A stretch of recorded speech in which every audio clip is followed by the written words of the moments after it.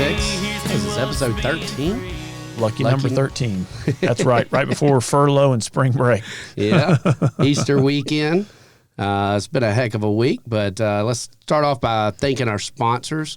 We are recording as usual today at 742 North in Rock Hill, South Carolina. So if you have any office space needs or wanting to rent a studio, please reach out to 742 North. And Heath, if you would tell us about our beer of the day. Yeah, man. So forgot to put the beer in the fridge. So I had to cheat this week and run by Off the Tracks Brewing Company. Great guys over there, though. Not just a brewery. They also serve pizza and food, man. So I just sat down and had a sandwich. Took my daughter, she had a pizza with me. And but yeah, picked up a growler of Rock Pilsner.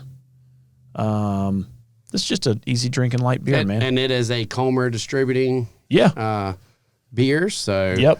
That way, freshen you up.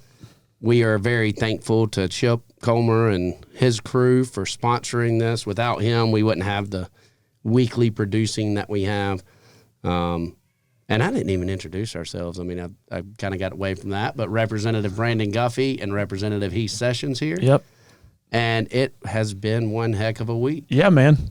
Cheers. A lot done. So, yeah, big ticket items this week. Man, we had the energy bill. Yes. And that one was tough. It was. I think we had an ad hoc energy committee, sort of like you did the judicial reform ad hoc. This got developed last year. It was a 175-page bill, I believe. Yes. And not being on the subcommittee, trying to go through everything. And you want to have trust in people, but government doesn't have the best history of saying, trust me, I know what I'm doing. But, Jay West and the speaker have been working on this bill for a long time because of the issues that we've had.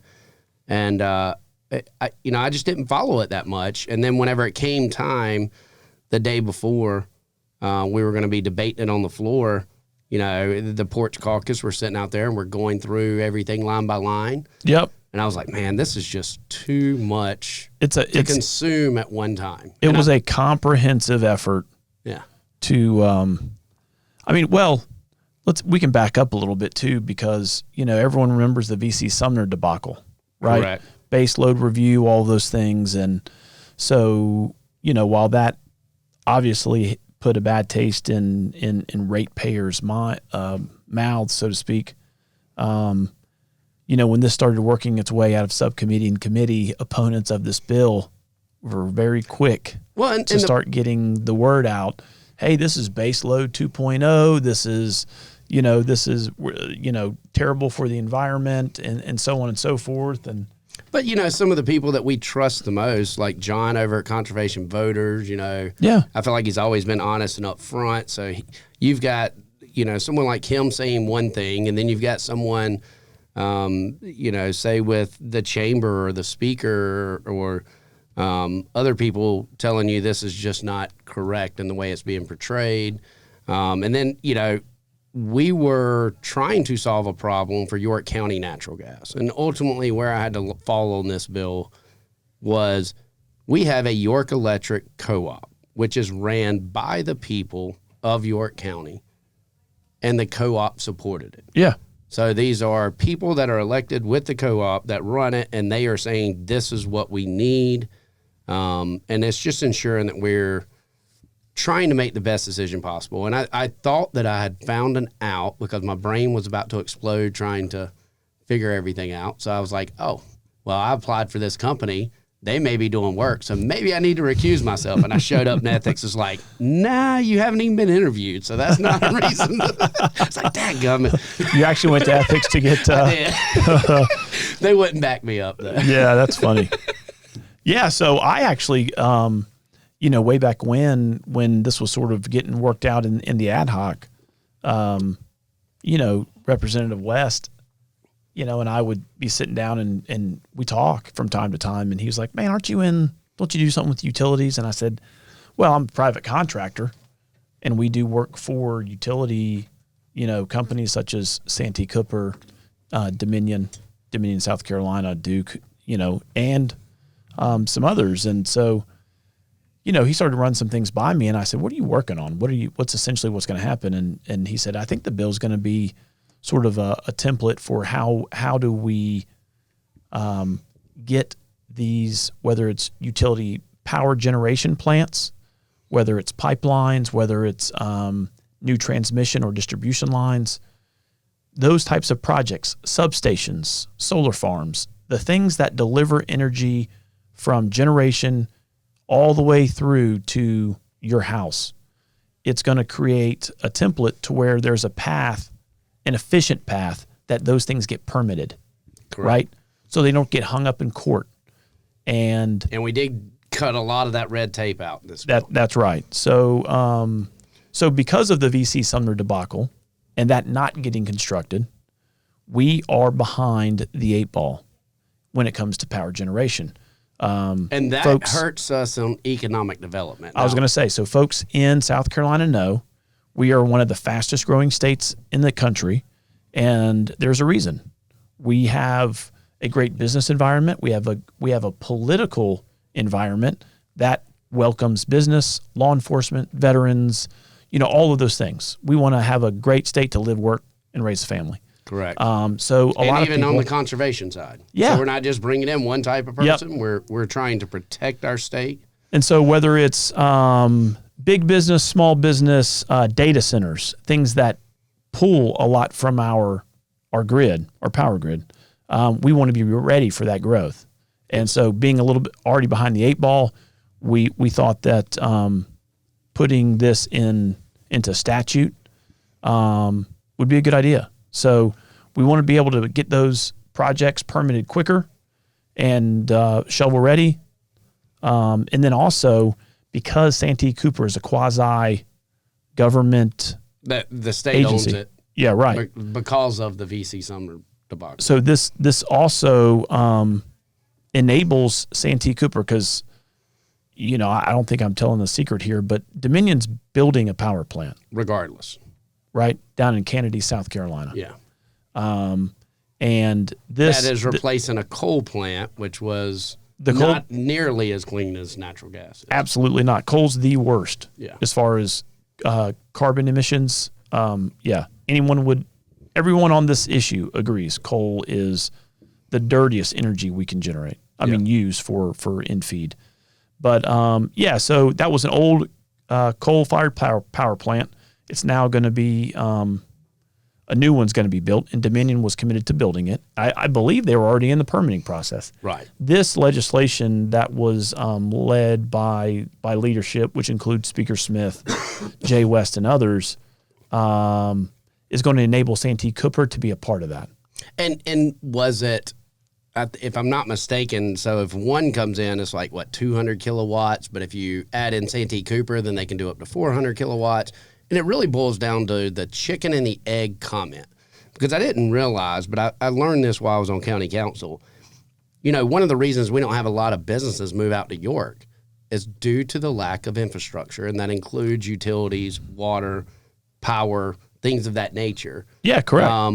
And in South Carolina, you cannot build a power plant or build that energy source until you have the need for it. However, businesses we cannot attract because we don't have the power source in some of these places. So It's a chicken or an egg, and this is a innovative idea that's 18 months in the working of trying to figure out how do we encourage business, which I know the argument was that this could cost ratepayers a lot more money. However, it seems like by increasing supply, therefore we will decrease the demand, which would lower the cost. Yeah.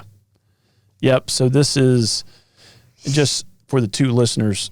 This power plant down in Kennedy, South Carolina, that's being proposed is a combined cycle power plant. Uses both gas and steam turbines together. It uses them both. Produce, Yep.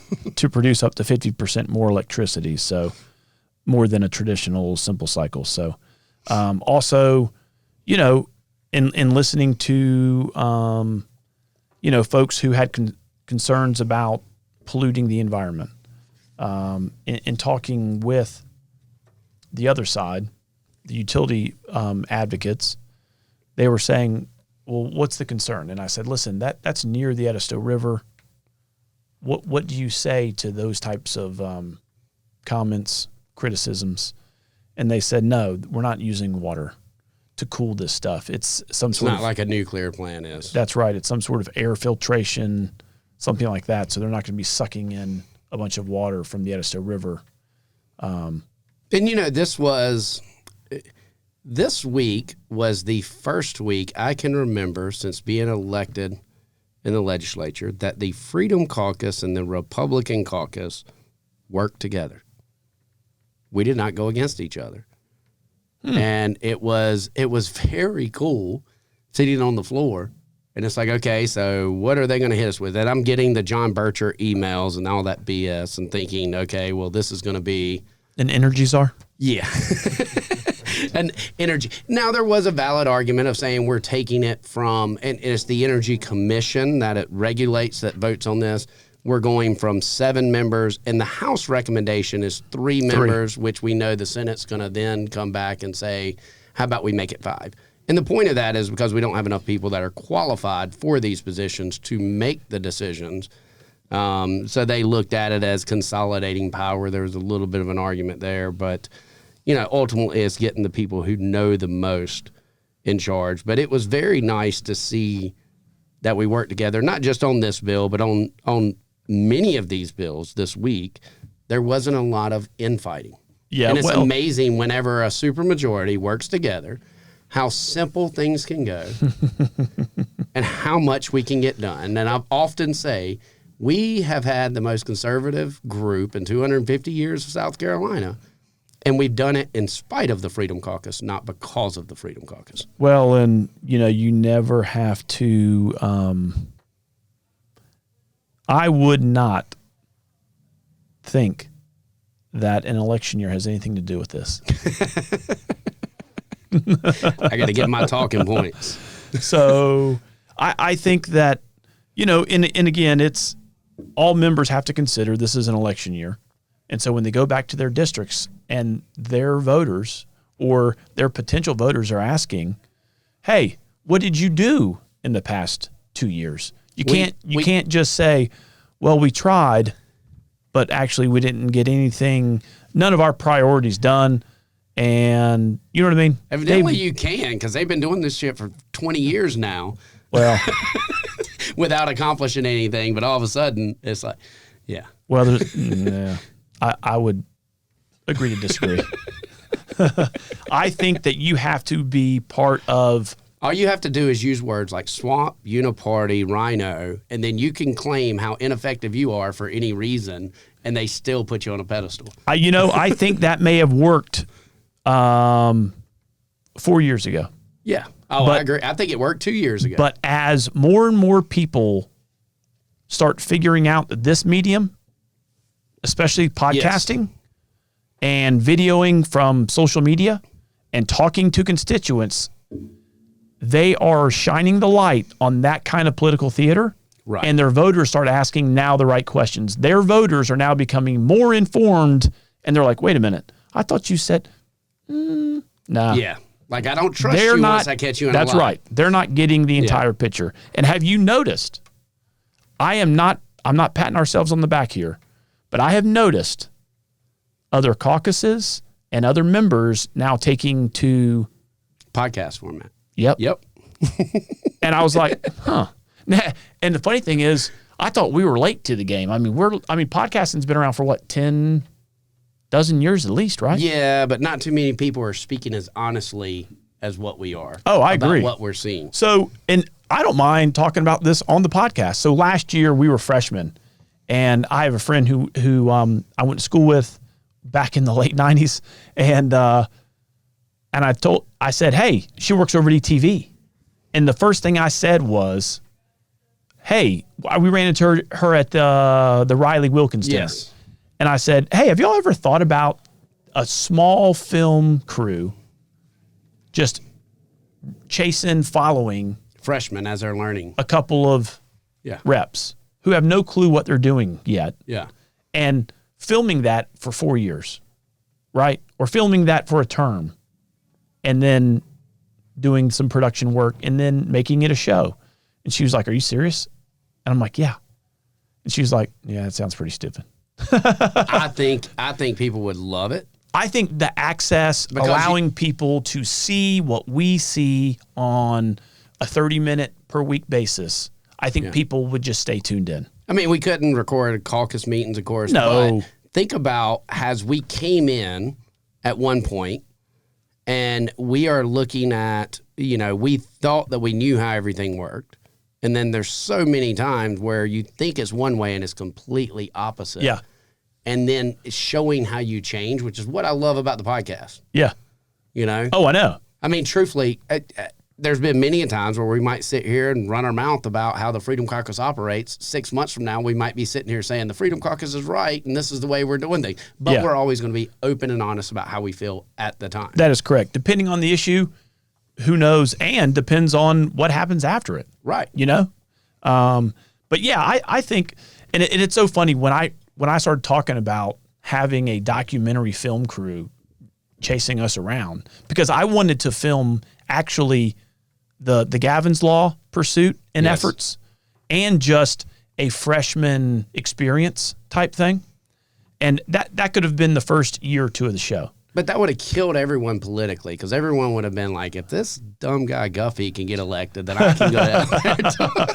So and the funny thing was other members are like, bro, we ain't doing that. I'm like, why not? I mean, because we are who we are.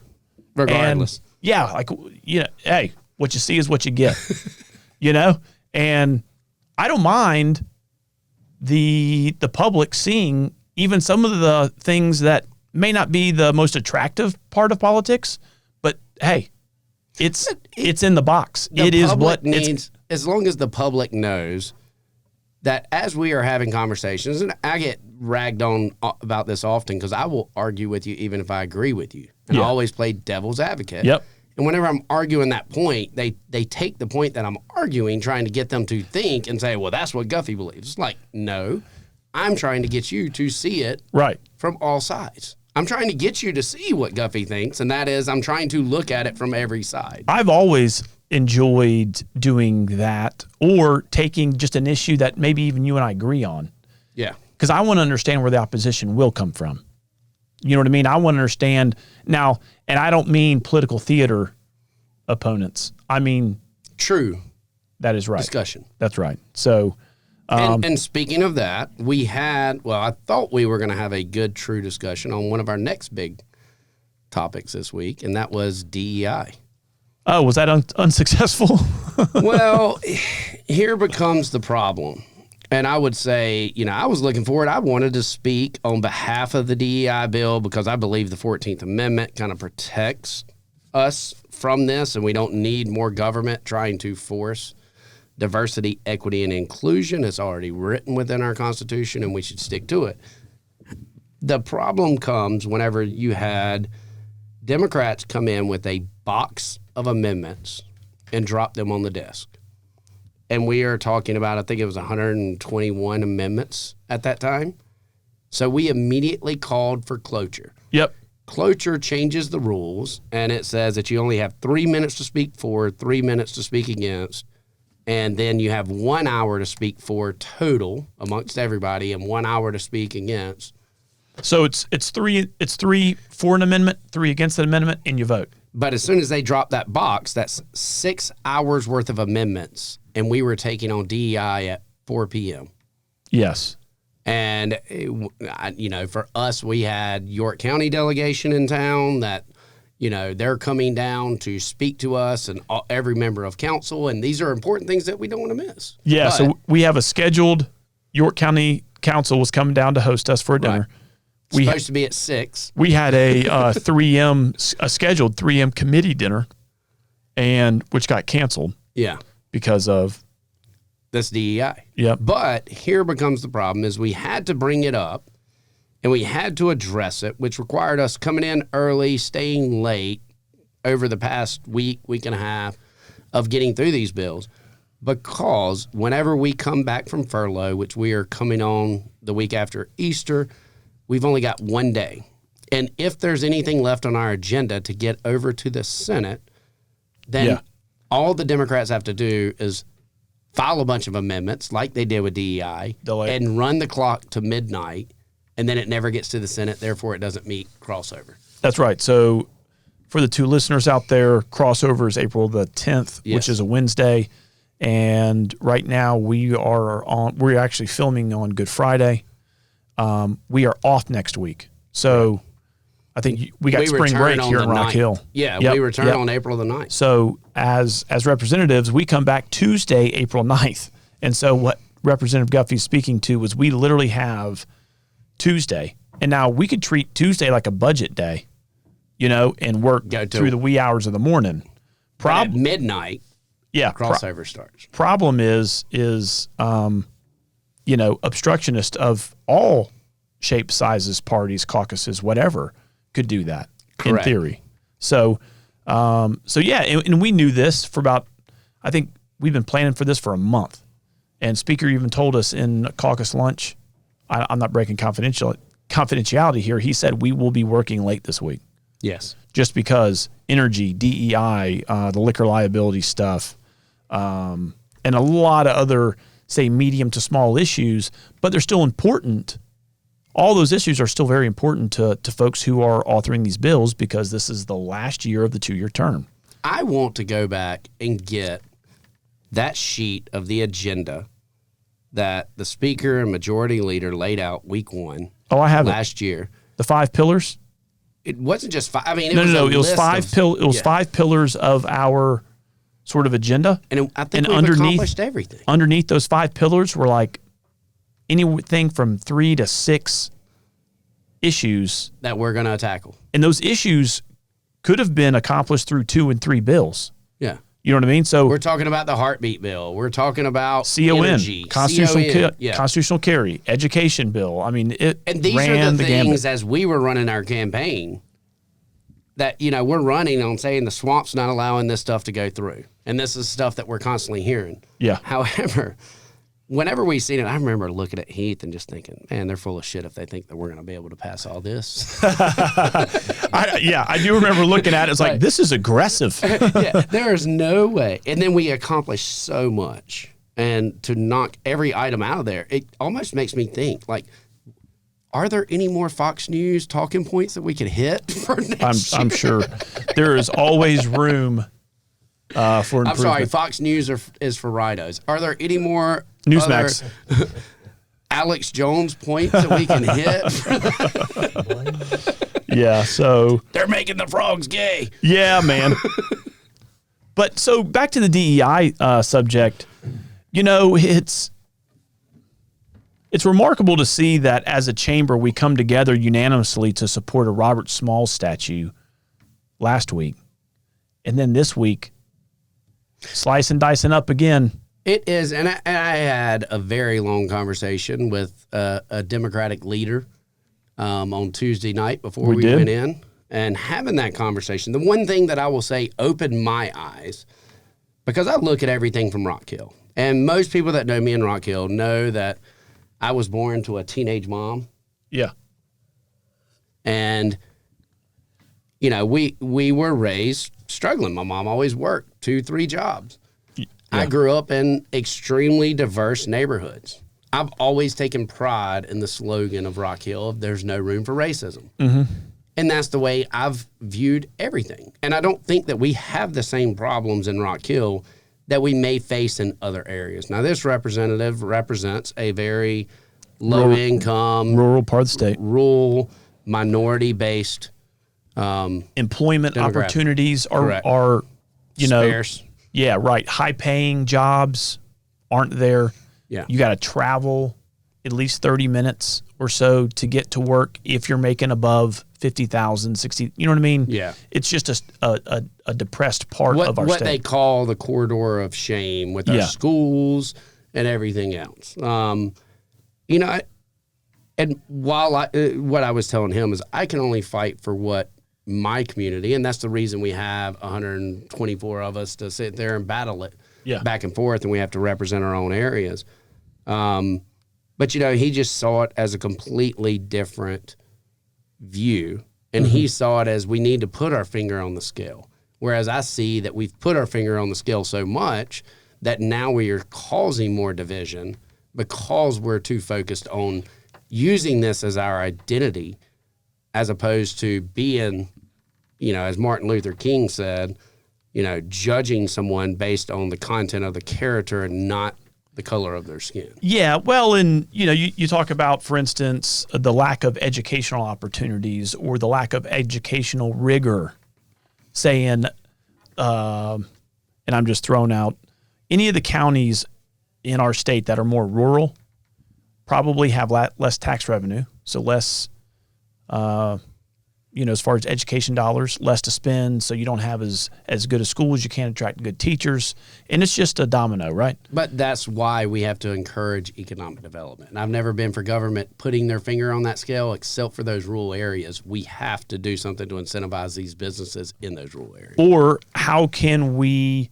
utilize state dollars to motivate or incentivize great young teachers to go spend the first 5-10 years of their educational career in those schools, right? So whether it's, and I think we have developed programs that do that over the last 25 years, right? I remember when I was in school at the University of South Carolina, being a history major, my advisor talked to me, hey, have you ever considered teaching history? And I said, no. And they said, they'll pay for your school, your college student loans. They'll pay them off if you go and work, say in Abbeville, for a number of years, right? And my wife and I considered it, but then didn't ultimately. And so, how do we figure out those things where we can attract some younger professionals to go and teach? Because kids in districts like that need that extra help, But I would argue we cannot lower an educational standard, right? Because then to try and say that we're handicaps those children, and you're just kicking a can down the road. So, that's why we got to fully invest in early education, pre-K, 4K, all those things, kindergarten, full day kindergarten. Those are some of the rural areas that we really need to concentrate on, because the numbers show you by third grade, if you're not meeting literacy standards, man, that's a make or break. Third grade, you got to be able to read, all those types of things. And so we just want to we want things the way it should be, and that's we are all equal. Yeah. Equal opportunity. Yes. Yep. So, but the problem is, there's personal choices involved there too, right? And we can talk about that a little bit further. So, this DUI, DEI. This DEI bill, I don't know if we're going to address it in one piece of legislation in the sense of what you and I are talking about, like true equality. How do we, because when you talk about some of those things, DEI some folks could say is about equal outcomes, and that's impossible. When in the sense of what's going into our schools, what's going into our businesses, or even our higher ed, all of those students come from so many different family backgrounds, personal backgrounds, financial, socioeconomic, all those things. It's all different coming in. What's going to be going out and graduating and getting into our colleges and universities and graduating, it's impossible to say there's going to be equal outcomes, right? Well, I think that whenever you come in and you introduce so many amendments and you've made it clear that your point is to stop this bill at any cost, and you've submitted so many amendments, I truthfully do not listen to a single amendment. I'm voting red and green. Even if you got a good point, I'm not listening to you because you're disingenuous in your approach. And whenever, Jermaine dropped all of those and put them on the board. And this is a guy that I think you and I have had extensive conversations with, and I've got tremendous respect for. Absolutely. But some of the comments that were made were racist that he made. Him saying, y'all created this, and comparing people to Nazis and everything else. This is the problem with DEI. Because I'll be damned if I did anything. And you're throwing me in that y'all comment, and you're looking at maybe our predecessors that were sitting on the floor, but you can't sit here and say that we're all in this together just because it's Republicans or Democrats. That's no different than Thomas Beach saying the KKK is the Democrat Party, the Democratic Party strong arm. And factually, he's correct. But that's trying to say R&D. But, when the KKK was started, it was Democrats, and it was their strong arm version. And, Jermaine got very hot at that. But yet I'm supposed to sit there on the floor and hear,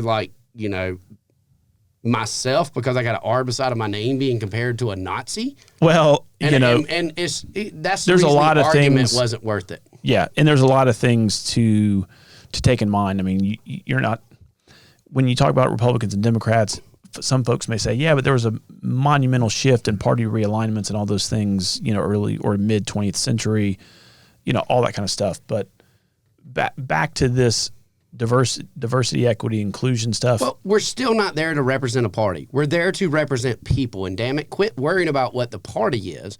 Our deals might align with a party, but I don't swear allegiance to a party. Well, but you did take a blood oath. Only if you're a John Bircher or a Freedom Caucus follower that believes that garbage. Don't worry, I took the same blood oath, supposedly. So did many of them. They just claim they didn't. No, but no, again, back to, man, we've talked about this, and the great thing about being in the House is forming personal relationships, not just professional ones or legislative ones. It's personal ones. And you get to know people, you get to know where they come from, you get to know their hearts. And even if some folks don't say everything correctly, or sometimes they sign on to bills that you're like, what the hell? Yeah. You know what I mean? They are making a good faith attempt at trying to make things better. What I love is whenever I sign on to some bill that they may disagree, they don't come to me. They go to Heath. It's like, hey, what's Guffey thinking? Well, and then Heath comes to me. I'm like, what's wrong with the bill I signed on to? Then end up having to have the conversation with them. It's like, I think this makes sense. Or, okay, now I see your point. But yeah, it's always funny. They don't come to me. They come to you. Hey, there's pros and cons to each of our styles and personalities. So I just got to calm it down a little bit. Yeah. But that was the other big one.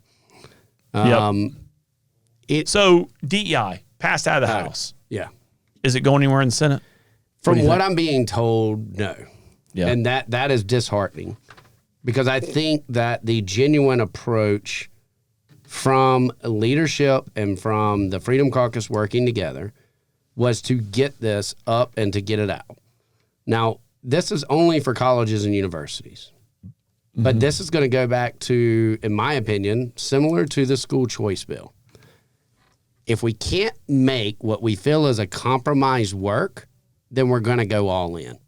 And if the Senate does not get this out, then we're going to talk about a total DEI ban, period, across the state.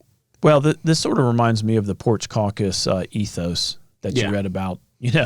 We're about pragmatic solutions and legislations and legislation and stuff like that. And, I wish the Senate would take it up and at least just that's the point of getting it before crossover. Yeah. But we'll see. If they don't, then you will see people like myself and Heath who have had a good faith working with the Senate. You'll see our belief shift a little bit, because what's the point in trying to get something that will pass whenever you're just going to shut it down anyway? Yeah. Then why am I even doing? And truthfully, that's the way I felt with Jermaine. And then, Jermaine had a problem with one DEI bill I was on with Magnuson, and he's like, "Hey, Guffey, you're on the wrong DEI bill."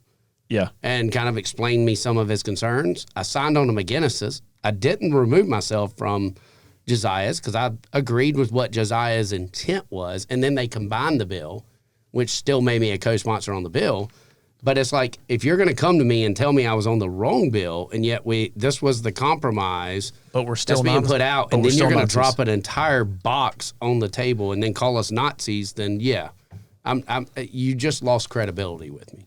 Yeah, that hyperbolic language doesn't really, do anything. And I tell you, that's one thing I've had to get used to in this first term, is listening to people just go all into the political theater, you know, when the spotlight's on them, when they're on the well, and then when they get off, and I'm like, how can you even talk to me, man? You just were saying I was, you know, a card-carrying member of the Communist Party. What? But anyway. But as they say, it'd be like that sometimes. Yep. So we also tackled liquor liability. Tackled. So this was your bill, right? I was the only member of Judiciary that did not vote for this. It started off with them creating a fund, which we started calling Obamacare for bars. Yep. And then that fund got taken away. This bill has been rewritten 2-3 times. What the heck is going on out there? Some dragging of some chairs. It's that 5-year-old drummer. There were some really bad kids out there. And I was going to say something, but their dad looked a little bit more redneck than me, so I decided to shut up. Oh, really? And not get punched in the nose. Gotcha. Today. But yeah, no, when you were walking out the door, I said, hey, get a hand on them kids. And Tad goes, hide your kids. Tad goes, oh, that's why he's going out there. I'm like, oh, good. Yeah. No, I went out there. I said something to the mom, like politely about, hey, we're recording in there, but I was not gonna take the typical Guffey approach because I might have been the victim of some violence. Speaking of getting popped in the mouth, from last episode. Ooh. See, you have some experiential, you have some knowledge there that you're like, that dude looks like he don't give. I might want to be polite to him and not just talk out the side of my mouth. Yeah. Yep. But I mean and whenever it came to it, Russell Ott was speaking against it. You had the attorneys start tearing him up about not being an attorney. Myself, Jay Kilmartin, Kathy Landing, we all kind of stood up and defended because we're not attorneys, but we've got experience with some of this. And still, whenever it boiled down to it, I voted against it because you're trying to solve a problem that government created with more government. Yeah, this one, I didn't like it. When this thing was being just hashed out in the Liquor Liability Ad Hoc Committee. Again, I understand the economics of it all. There's now 3 companies for every $1 of premium. It's costed them $2.77 in settling or dealing with these jury verdicts. So it's non-economical. But, here's my thing. Prior to 2017, there wasn't legislation that said these bars had to have at a minimum $1 million in coverage. And prior to then. Hold on. Okay. So let's just guess. If there's 1,000 bars all now mandated to have $1 million of coverage, do the math. There's a lot of insurance money now there, right? We created a market through legislation for now, instead of having a pot of insurance money, the size of South Carolina, you now have mandated through legislation. That bucket just got 1 million times bigger. So the pot at the end of the rainbow for attorneys who sue victims or folks who are involved with alcohol-related accidents and so on and so forth, which includes the bars and restaurants that serve the alcohol. 2/3 of our delegation, or the House and the Senate, is attorneys. 2/3. And they don't all do the same thing. So just because you're an attorney doesn't mean you're a bad person. And as someone who is suing a company for liability, I agree that attorneys are needed.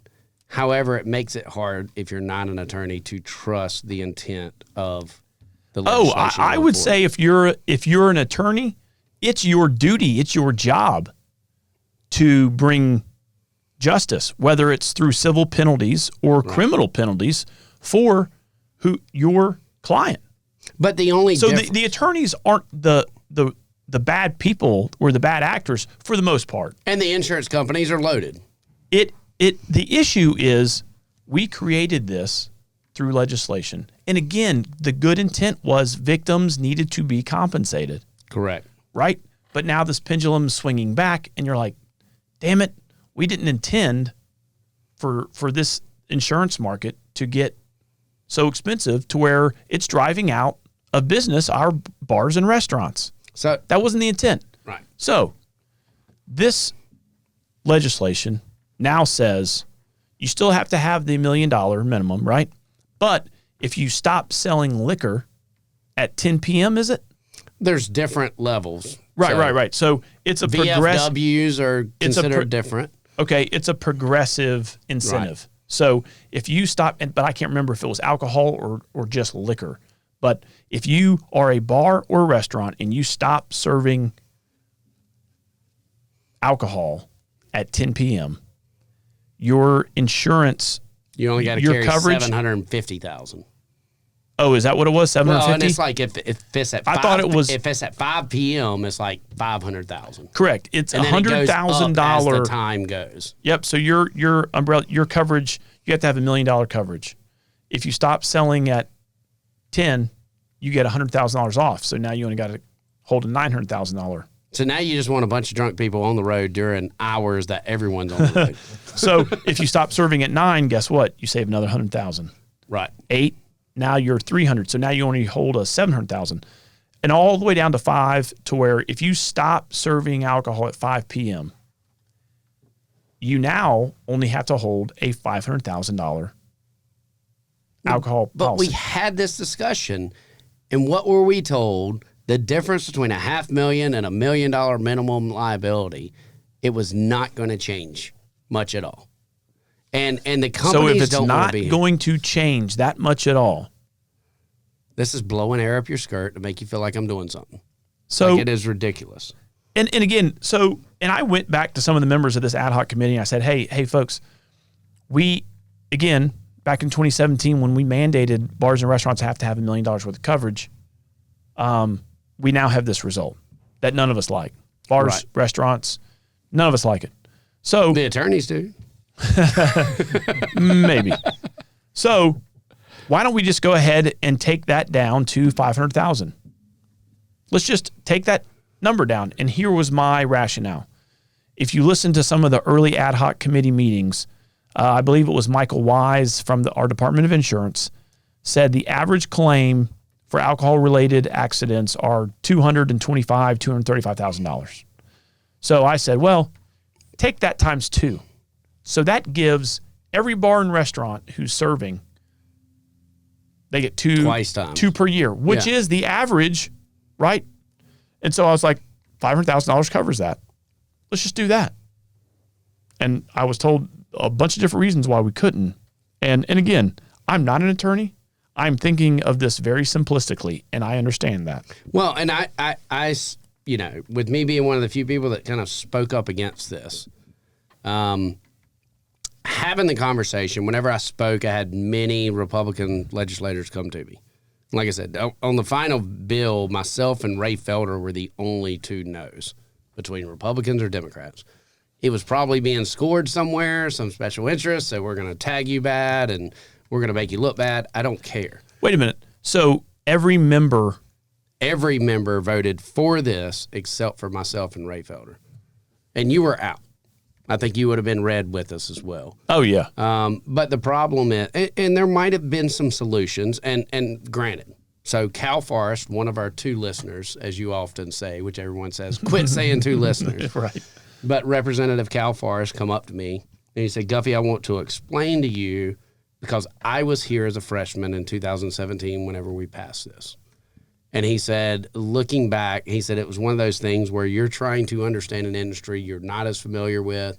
We passed this, and then we seen the repercussions.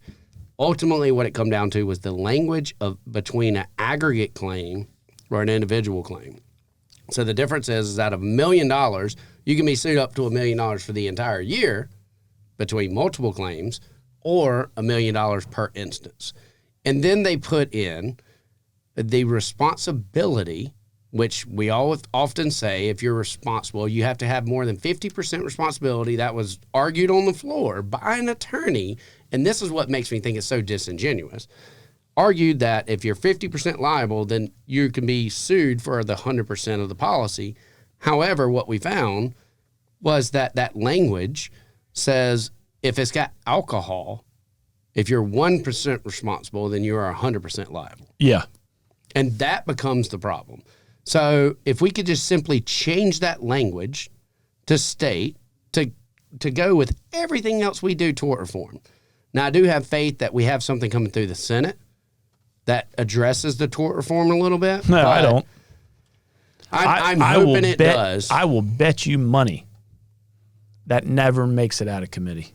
Well, I will bet you money there are so many small businesses and restaurants and legislators that are drunkards that like to go to these bars and restaurants late at night that they will stand up and fight for. I know the last one. I was using that as the example. But if we can't hold a campaign fundraiser because no one can sell alcohol after this time because we're in session till 5 o'clock or whatever it is, this will change. And ultimately, this goes back to my whole problem with the legislature, period. And it is built for only the rich to serve. The common man is not represented in the state of South Carolina because we do not even pay our legislators a minimum wage. We do not pay them enough for their time that they are there. And therefore, the everyday struggle of people living paycheck to paycheck or having their power cut off or the small business that is struggling is not represented because you have a bunch of people that are so wealthy that do not understand these struggles. Well, I mean, Guffey, I might have listened to that, but I'm here now. I don't know how you grew up. Well, but I'm still in the same boat. I'm still in the same boat. You know? But at the same time. No, but that's the beauty of folks like you and I getting elected is because we grew up. And again, I don't know if I was poor or not. You know, when you're a kid, you don't know what poor is. Right. My mom made it great. Yeah. You know what I mean? I had kids on the street. We played football, basketball. Yeah. We didn't care. Give me a stick and a ball, man. We'll have fun for 4 hours. Yeah. You know, when back in the day when you could drink from a hose, you know? But I mean, knowing where we come from, I think that's our job, right? That's our job to represent those folks. I would say we are in the minority. Yeah. I would say we are in the minority in that perspective of having to deal with that. And ultimately, like I think we discussed this before, whenever I'm making a decision, I know what it's like to have to work 10 hours plus out in blazing heat and barely be able to get by. So whenever we're trying to pass something, I have to think, can I go to that guy? Now that I'm wearing a suit and tie and people might think that I'm wealthy, even though I'm not, can I go to him and say, hey, man, I need an extra $1 out of your paycheck because we really want to fund saving these turtles down on the coast. Yeah. I'm not against saving turtles, but I'm not going to take any additional money from that guy that's busting his tail to get it done. Yeah, but in a ranked choice. Yeah, I mean, you know, but that becomes the problem. And I don't ever want to become that guy that's not looking at it from the guy who's out busting his tail, trying to provide for his family. Yeah. And saying, is this worth it? But so sticking to the liquor liability that got passed out of the House, I don't see that going anywhere in the Senate. But again, I could be wrong. But if we want to, if this whole effort falls apart this year, and let's say we're blessed that we get to go back next year, I think what Senator Johnson said at our leadership York County thing, I think in the offseason we can all start working on. You know, we have got to regulate the alcohol insurance business because as Russell Ott said on the floor, I mean, you started throwing out some insurance stats and he was like, I mean, yeah, that's what they tell us. Yeah. And that's true because in the ad hoc and some of the committee meetings, they asked, I think Representative Robbie Robbins out of the Somerville-Ridgeville area asked him, hey, you're saying this stuff, produce it. Guess what? No producing. The private insurance carriers would not produce it. They would claim it. They wouldn't produce the evidence. And so, and you know what? Now we got to be a conservative that says we want to regulate the alcohol insurance business. I don't want to regulate anything, including forcing people to carry insurance. You know? I mean, insurance is the biggest scam. I personally believe insurance is one of the biggest scams that there is. If I operate a company like Meta that's worth, you know, trillions of dollars, then of course I want to carry insurance so I don't lose that. But if I'm barely scraping by every week, why do I have to have all this insurance? What's the worst going to happen? You're going to sue me and take my assets. Well, you can't get blood from a turnip. And I don't believe that we should mandate insurance. And we can sit here as conservatives, how can we argue that Obamacare is wrong, enforcing insurance, and we've seen what it's done to our prices, and yet we think it's okay for every other industry? Well, I did not support this liquor liability. I think, when you and I first started talking about this, I was this is like Obamacare for bars and restaurants. Yeah. But I do believe what Senator Johnson said.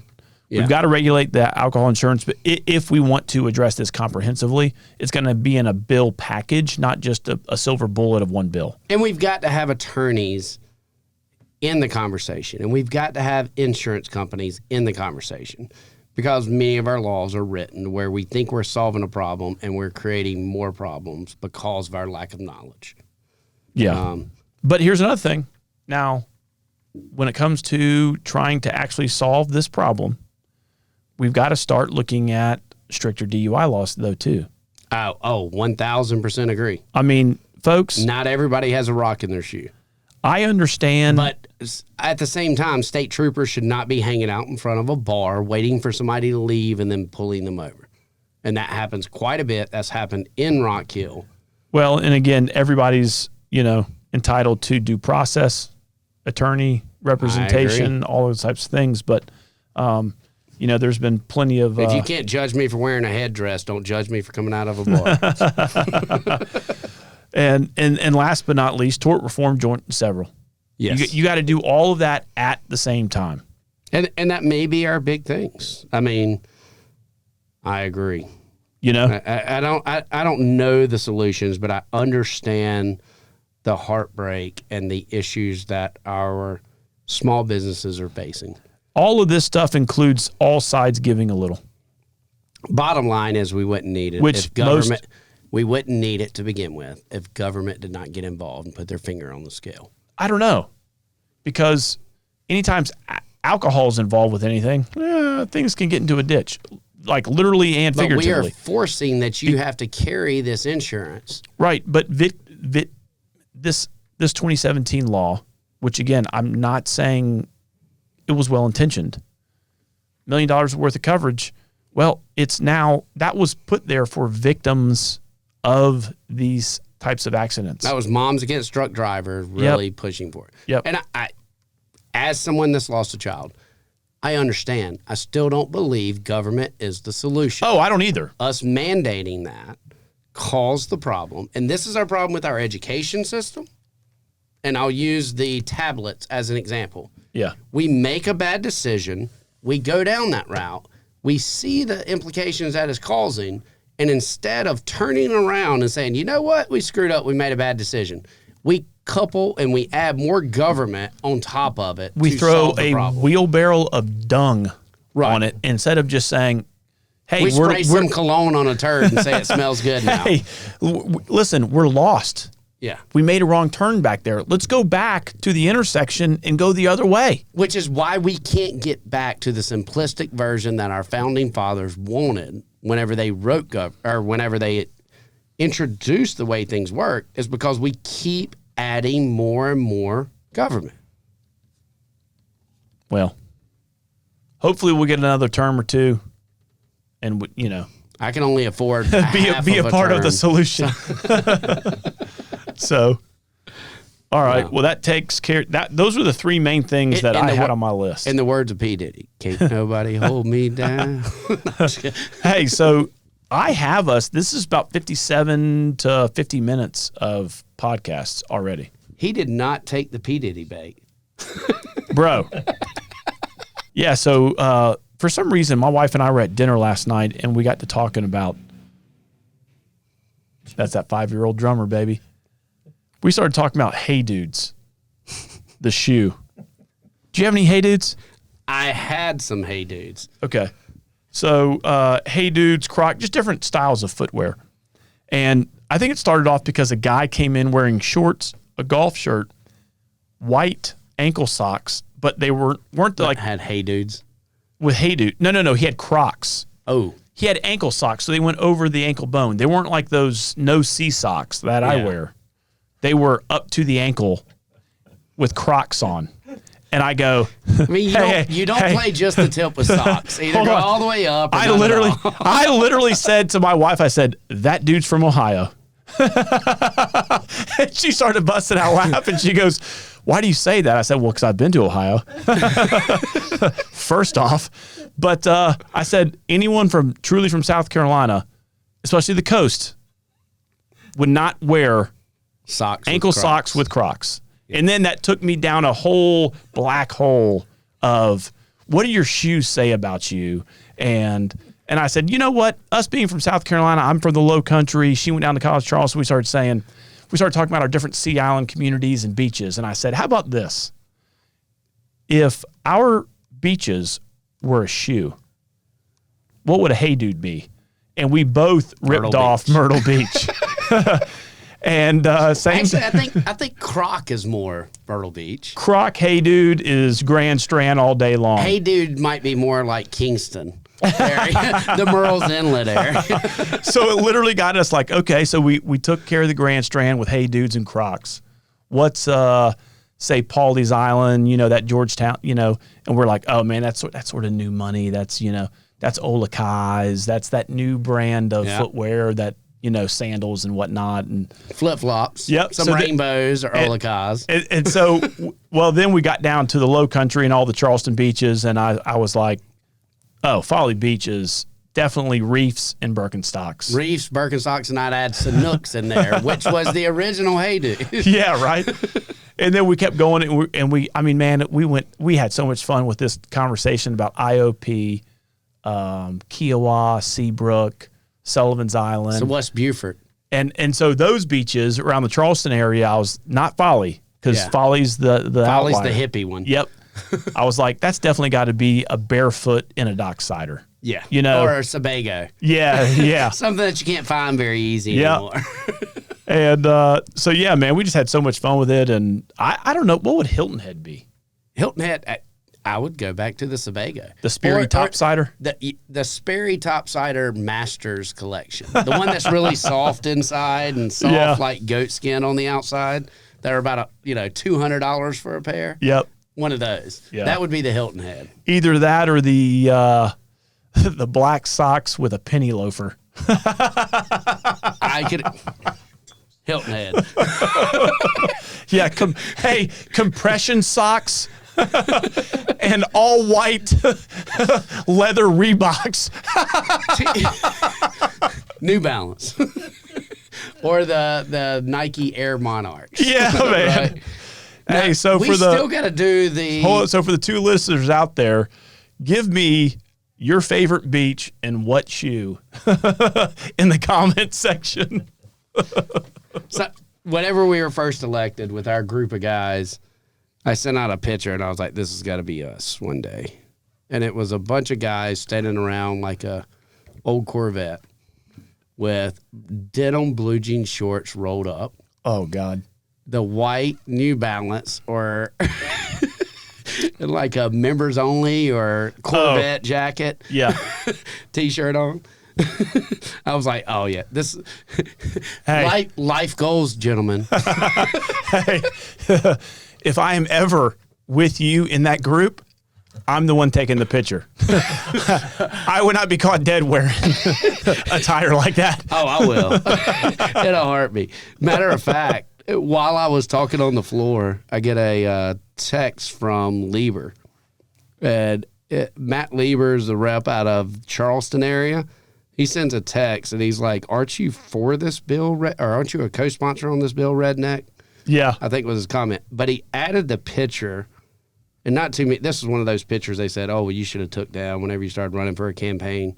But it was a joking picture of me having a Trevor Lawrence wig on. Oh, yeah.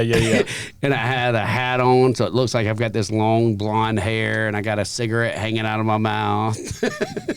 There you go. Well, he sends that picture.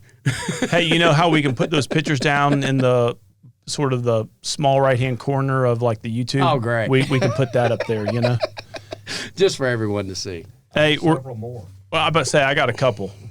I don't know if you were in tight jean shorts or not, but were you a Gator fan when you were a kid? No. Okay. I mean, because everybody knows Gators wear jean shorts. I don't know. It's got the word gay in it. I was definitely not in. That must be. Is that? As a kid, you had to avoid anything like that. Are you kidding? Is that an hurricanes? Is that an SEC? Is that an SEC thing? I mean, you know. Go to YouTube and just type in the search bar, Gators wear jean shorts. And it's this Georgia Bulldog. I mean, you could do the same thing with Gamecocks. No. Hey, and this kid is, I swear, 4 years old. And it's the cutest thing. And he is just walking around the room just kicking a ball. Gators wear jean shorts. Like literally his dad is teaching him how to discriminate against Florida Gator fans. It's like Roll Tide Willie. Folks. Nothing matters but the tide. Yeah. Right. Hey, speaking of Sweet 16 games. How about them Tigers? Go Tigers. Hey, so it's going to be Clemson. And the whole time, so Clemson's the early game, and then the Tar Heels and Bama play. And I'm like, bro, we could literally have Clemson Tigers versus North Carolina Tar Heels in the Elite Eight, right, on Saturday. Nope. Guess what? Bama. Repeat of that national title football game, boys. So now you got Bama, Clemson in the Elite Eight in basketball. We don't have little white wide receivers on our basketball team. Hey, that was a pick play, damn it. Hey. All y'all know it. to quote, the call wasn't made. And to quote, one of the first things I learned while I was in the legislature, it's like porn. You'll know it whenever you see it. Yeah, I hear you. But seriously, congratulations to Tigers fans, man. Yes. I mean, there was no expectations for basketball this year. No. And or again, any year. And again, I was born the last time that they made it to the Sweet 16. Yeah, right. And I mean, I'm a Carolina Gamecock fan. We had a good men's basketball season. We were 25-6, good regular season, but we lost in the first round. But the women can't be touched. Yeah. Actually, they're playing right now at 5. Those in about an hour. So I'm going to go through these real quick bills just to let people know what else that we. The great thing is our look ahead is furlough. Right. So that whole segment's out. So we passed we had a land surveyor's breakfast about moving the monuments on a property. Land surveyors really wanted that. We got that done. Locally, we passed a Catawba Nation license plate. Yep. And Representative Kathy Landon out of Charleston added in her autism license plate. I think it's called Just Be on there as well. We discussed soldier burials, and this is something I never thought of, but you know, North Carolina is known for coming across the border using our resources. Now, granted, these soldiers are federal soldiers, and they should be buried on federal ground.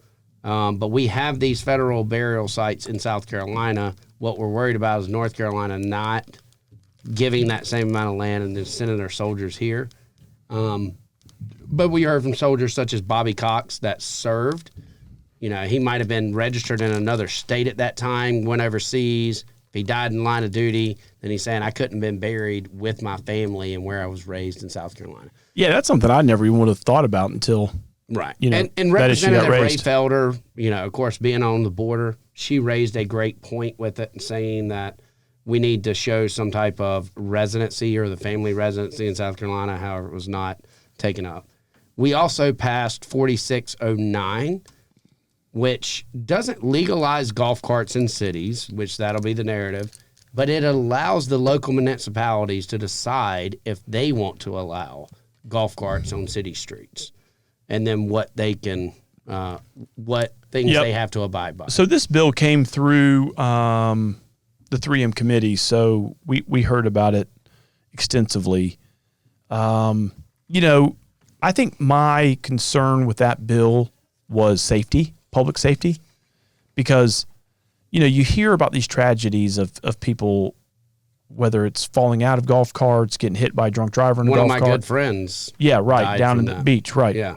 And so public safety is always the first question I'm going to ask, like, how does this affect that or how does it impact it? But, yeah, like you said, this gives the local city government to be able to make the decision. And this is only on roads that are 35 miles per hour speed limit or less. Right. Right.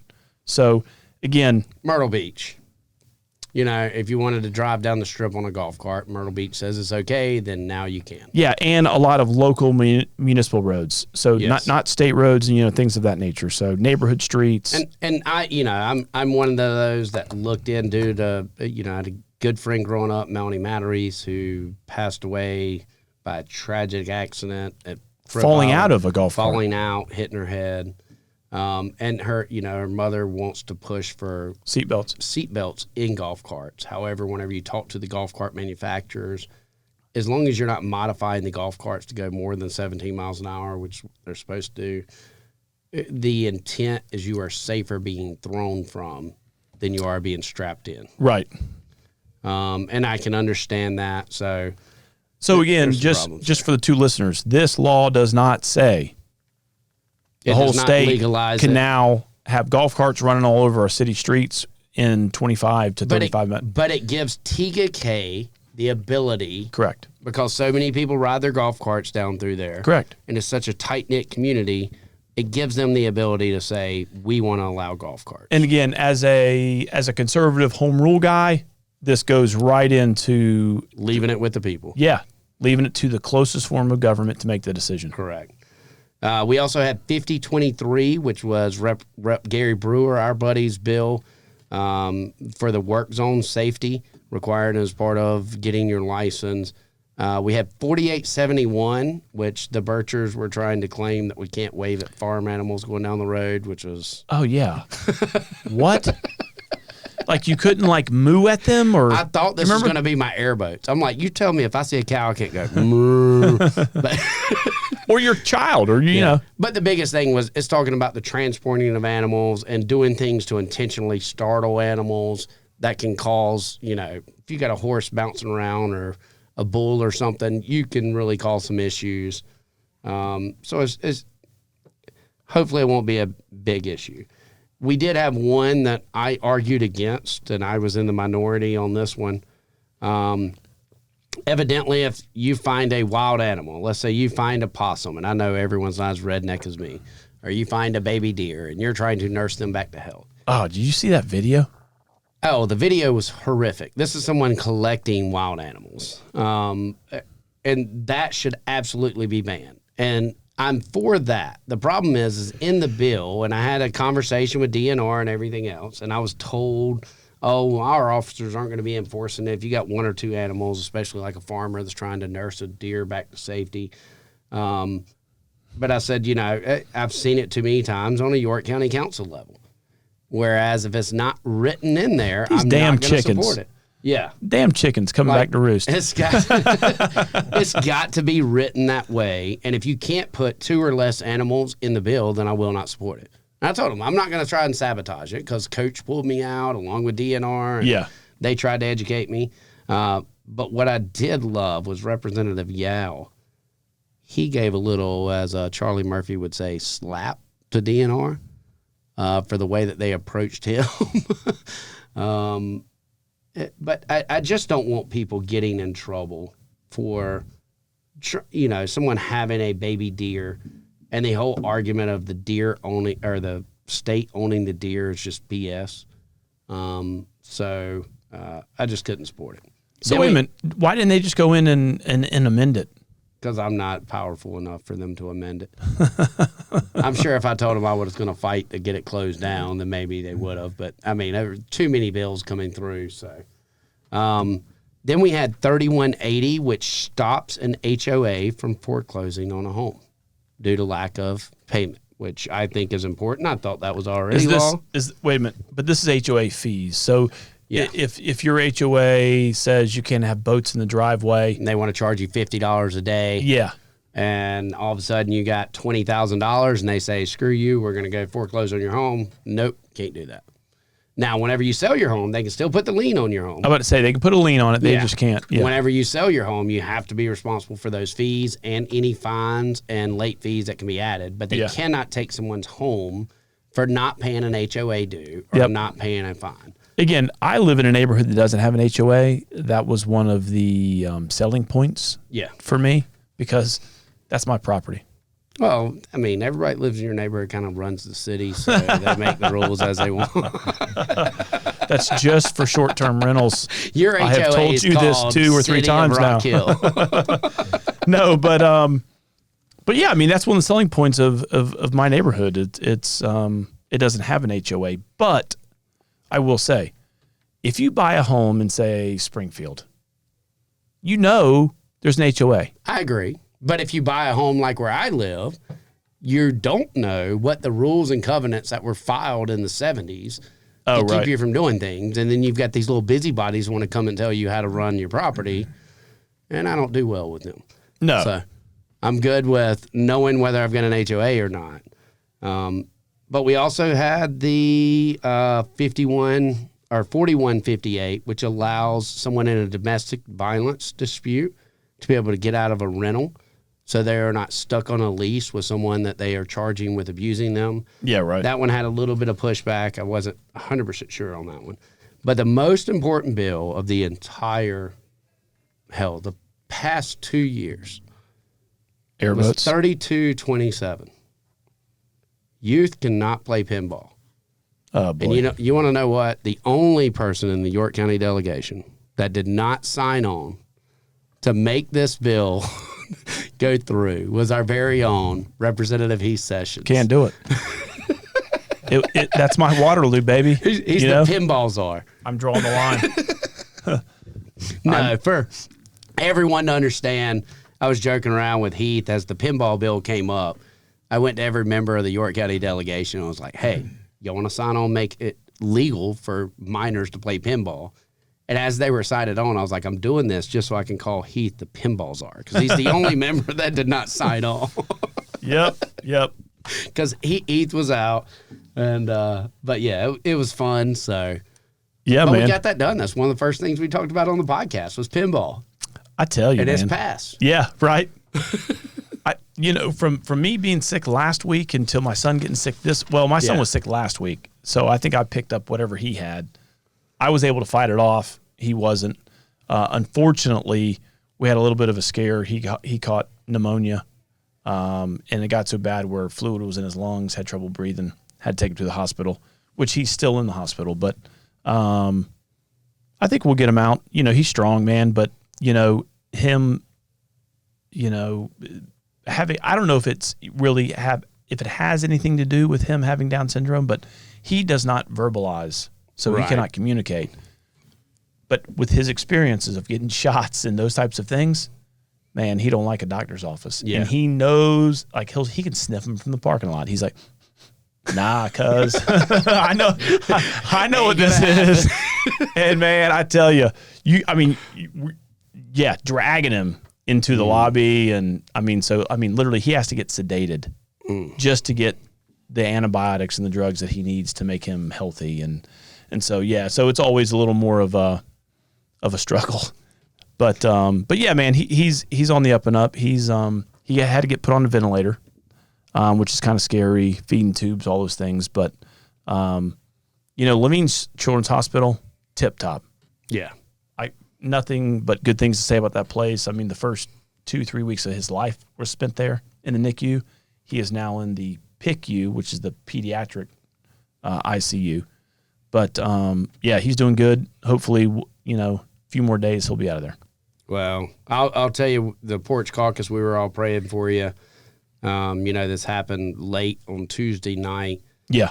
And I went in. I remember I ran in I think it was about 7:30 in the morning, ran into Charles Reed, who is our clerk, and typically if you're out, you got to let him know. And I'm thinking, I don't know if Heath was able to send a message. And I went up to him and I was like, hey, Rep Sessions not going to be here. This is what's going on. And he's like, yes, he sent me an email. But, I think it's really cool that y'all look out for each other that way. I was like, well, I thought that's what desk mates are supposed to do. Like, just in case you drop the ball, someone else is there. Hey, that's Porch Caucus, to help baby. You out. Selling the T-shirts and everything. Not yet. But I do want to get a hat made now, though. Oh, man. I certainly, at minimum, if I can't get the tattoo, I want to get a hat made. I think we can get some nice Polos. sort of navy blue shirts, T-shirts. If we form the caucus, we can just have someone buy it for us, right? Oh, boy. Here we go. I mean, don't blame me. Blame the Freedom Caucus. They made it legal. Yeah, so you got any plans for spring break? I am going, so Cohen's birthday is April the 4th. It will be his 18th birthday, and he wants to go down to Hilton Head, so we're going to go down to Hilton Head for the week. And then Callie's birthday is May Cohen's 4th. birthday is on April 4th, which is next Thursday. Yes. Being the history major that I am, April 4th. Day Martin Luther King was shot. Yep. Remember to wish Cohen Guffey a happy 18th? 18th birthday. So he can vote. Yes. He can vote this year. Which is scary. Hey, my daughter's just like on the beginner permit. That's scary enough for me. So a lot of his friends can vote this year. Woo. So it's been a big hey, there's gonna be a ballot harvesting project in 48. And the great thing is I represent so many high schools, between Northwestern, South Point, Rock Hill High, and Clover. Oh boy. Well, man, hope y'all have a good time down there in Hilton Head. Yes. Hopefully I can just get a little bit of sun on my white legs and I'll be good. Hey, enjoy, man. Now, what shoes am I going to wear? Compression socks and all white leather Reeboks. Y'all have a good week. Thanks for listening, and thanks to our sponsors, 742 North. If you need office space, Wi-Fi, or just a good cup of coffee, go visit 742 North, and also to Comer Distributing for the Off the Tracks Brewing Rock Hill Pilsner. And then we also enjoyed the little the Scandals. 19th hole, the Scandals. Yeah, man. So, hey, enjoy the week at the beach. Yes, and, sir. And y'all take care. We'll see you next time. All right. Thank you.